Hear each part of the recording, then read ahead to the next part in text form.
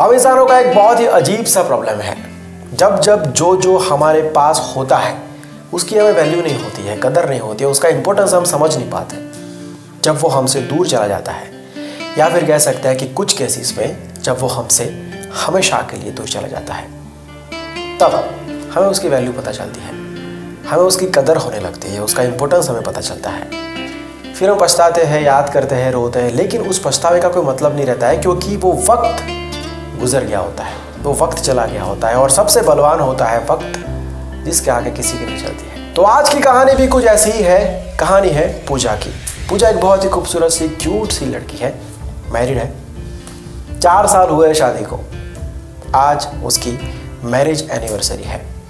सुबह के 9 बजे है। पूजा अपने घर की खिड़की में बैठी हुई है। चेहरा बहुत ही उदास है, आंखों में आंसू है।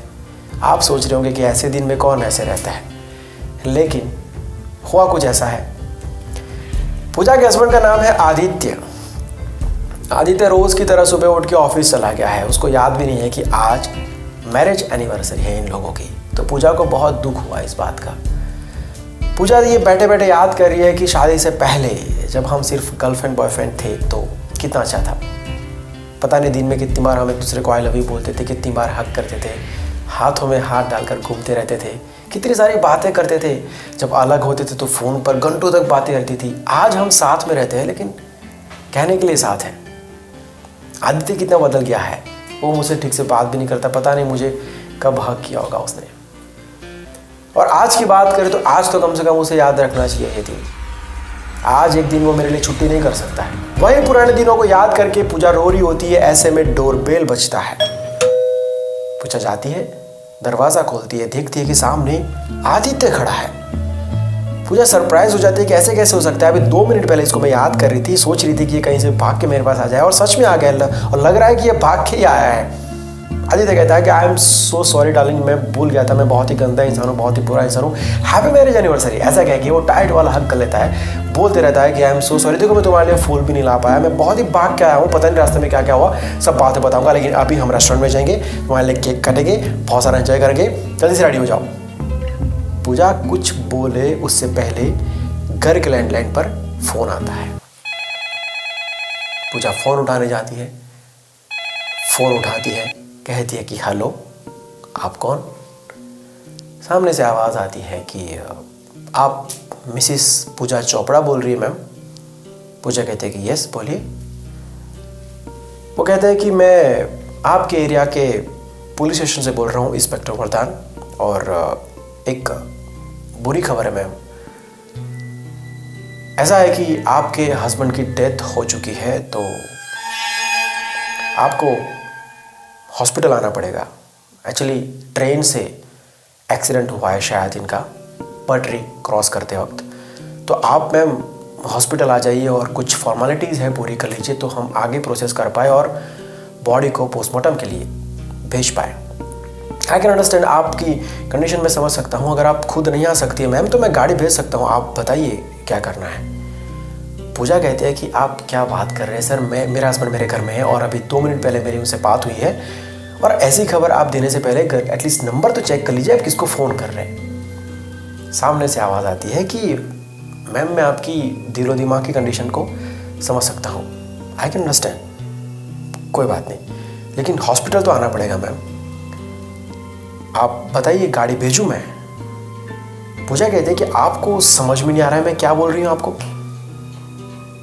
सामने से इंस्पेक्टर कहते हैं कि मैम मैं आपके पति की लाश के बाजू में खड़ा हूँ और मुझे सच में समझ में नहीं आ रहा है कि आप क्या बोल रही है।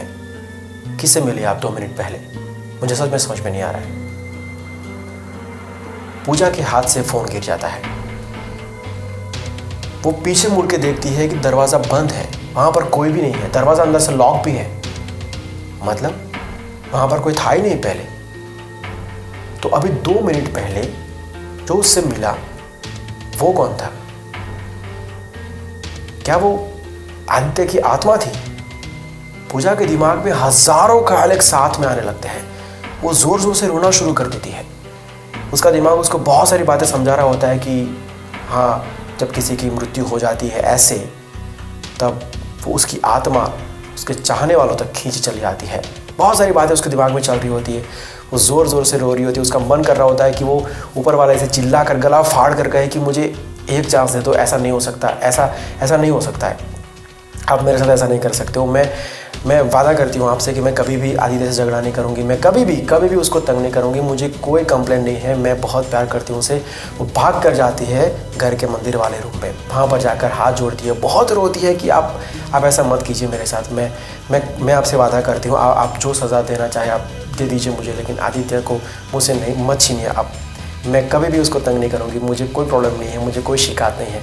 जबकि उसे पता था कि ये सारी बातों का कोई मतलब नहीं है, क्योंकि जाने वाले वापस नहीं आते हैं। जो इंसान मर गया है वो वापस नहीं आता है, वो उसे पता था, फिर भी वो बोले जा रही थी ये सब बातें मंदिर के सामने। बहुत ज़्यादा रोती है वो, लेट जाती है फर्श पे। ऐसे में ऊपर वाले बेडरूम का बाथरूम का दरवाज़ा खुलता है। पूजा खड़ी हो जाती है कि घर में मैं अकेली हूँ, तो फिर ये दरवाज़ा किसने खोला। भाग के ऊपर जाती है, देखती है कि बाथरूम में से आदित्य नहाकर बाहर निकल रहा है।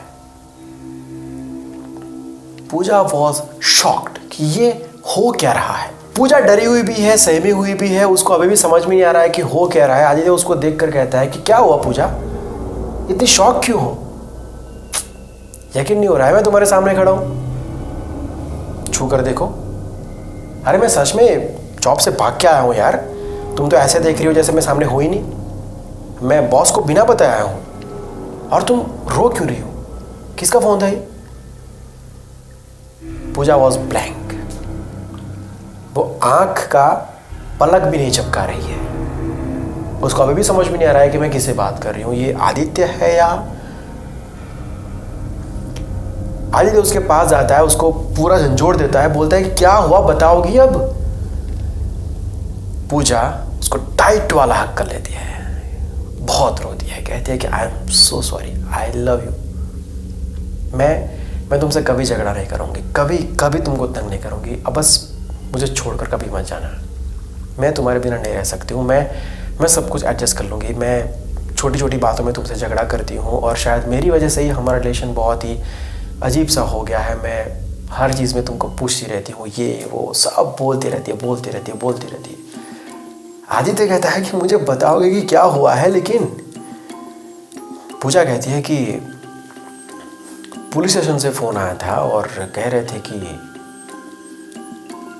तुम्हारी डेथ हो चुकी है, तुम्हारे वॉलेट में से उनको नंबर वगैरह मिला है। तो आदित्य कहता है कि ओ शिट, वो मर गया। पूजा कहती है कि कौन मर गया। आदित्य कहता है कि अरे वो मैं तुमको बताया नहीं यार, वो मैं जब आ रहा था ना, तो देखो मेरा वो पैंट देखो, पीछे का जिप कटा हुआ है, किसी ने मेरा वॉलेट चोरी कर लिया, मैं भागा उसके पीछे, लेकिन वो रेलवे स्टेशन की दीवार कूद के उस तरफ भाग गया, फिर मैं छोड़ दिया, शायद वो टकरा गया होगा ट्रेन से, तो वॉलेट में देख के उन्होंने फ़ोन किया होगा। एनीवे, अभी आज वो सब बातें मुझे नहीं करनी है, हम लोग खाना खाने जा रहे हैं, फटाफट से रेडी हो जाओ, तुम क्या कर रही हो अभी तक। पूजा फिर से आदित्य को टाइट वाला हक कर लेती है, कहती है कि नहीं तुम मुझसे वादा करो कि तुम मुझे कभी छोड़ कर नहीं जाओगे। आदित्य कहता है कि मैं तुमसे वादा करता हूँ, मैं तुम्हें कभी छोड़ कर नहीं जाऊँगा। Moral of the video is, हमारे पास जब जो होता है उसकी हमें कदर करनी चाहिए, क्योंकि जो भी हो, चाहे वो सक्सेस हो, मुकाम हो, रिश्ता हो, इंसान हो, कुछ भी हो, आज हमारे पास है, हो सकता है कि 1 सेकंड के बाद, 1 महीना, 1 साल छोड़ो, 1 सेकंड के बाद वो हमारे पास रहे, कोई नहीं कह सकता है, उसके ऊपर हमारा कंट्रोल ही नहीं है। और दूसरी बात यह है कि हमको ऑलवेज सामने वाले की थाली में लड्डू बड़ा दिखता है, ये बहुत पहले से हम लोग सुनते आ रहे हैं। हमारे पास जो भी है हमको कमियां दिखती है उसमें कि ये वैसा होना चाहिए था, मुझे तो वो चाहिए था, वो नहीं है मेरे पास, बहुत सारी बातें हैं। हमको ये दिखता नहीं है कि हमारे पास जो है एटलीस्ट है तो सही। हो सकता है कि हमारे पास जो है वो किसी का सपना हो सकता है, उसको ये चाहिए। आज हमारे पास ऑलरेडी है, लेकिन हमको उसकी कदर नहीं है, हम उसके पीछे भागे, वो हमको मिल जाएगा, फिर हम किसी और के पीछे भागेंगे। आप इस कहानी से क्या सीखे, कमेंट करके ज़रूर बताना। सबसे अच्छी जो कमेंट होगी उसको हम पिन करेंगे। आगे की कहानियों के लिए आप चैनल को सब्सक्राइब कर सकते हैं। आपको रोज़ एक कहानी हम सुनाएंगे, कभी हंसाएंगे, कभी रुलाएंगे, कभी कुछ सिखाएंगे। अगर आप मुझसे डायरेक्ट इंस्टाग्राम से जुड़ना चाहते हैं तो ये मेरा इंस्टाग्राम आईडी है, लिंक आपको डिस्क्रिप्शन में मिल जाएगा। अगर आप जैस्टैग के वीडियोस को फेसबुक पर देखना चाहते हैं तो उसका लिंक भी आपको डिस्क्रिप्शन में मिल जाएगा। फेसबुक के ऊपर भी हमारे वीडियोस को देख सकते हैं। अगर आप कहानी भेजना चाहते हैं तो मुझे आप इंस्टाग्राम पर मैसेज कर सकते हैं। अगर आप चाहते हैं तो आपकी लिखी हुई कहानी भी हम कवर करेंगे। मिलते हैं बहुत जल्द एक नए वीडियो के साथ, एक नए सब्जेक्ट के साथ। Bye, take care and see you soon.